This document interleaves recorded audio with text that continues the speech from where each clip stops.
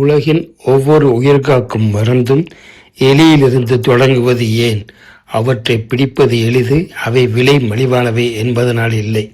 உண்மை காரணம் உங்களை திகைக்க வைக்கும். எலியை உற்று பாருங்கள், அது உங்களையே உற்று பார்ப்பது போன்றது. அவற்றின் மெல்லிய உடம்புக்குள் நமது மரபணு வரைபடம் இருக்கிறது. 85% நமக்கும் எலிகளுக்கும் ஜீன்ஸ் DNA ஒத்து இருக்கின்றன. மனிதனின் உடம்புக்குள் இருக்கும் நோய் ஜீன்களின் நகல்கள் எலிகளின் உடம்புக்குள்ளும் இருக்கின்றன. எலிகளின் கற்பகாலம் 20 நாட்கள், ஆயுள் 6 வாரங்கள். ஆகவே விஞ்ஞானிகள் புற்றுநோய், டயபெட்டிஸ், மூளைக்கோளாறுகள் ஆகியவற்றை வருடங்களில் இல்லாமல் மாதங்களிலேயே ஆராய முடிகிறது.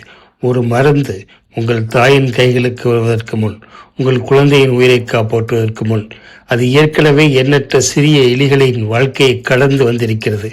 கடந்த 100 ஆண்டுகளில் கண்டுபிடிக்கப்பட்ட தடுப்பூசிகள், புற்றுநோய் மருந்துகள், மருத்துவ முன்னேற்றங்கள் எல்லாவற்றின் பின்னாலும் இந்த அமைதியான உயிர்கள் இருக்கின்றன.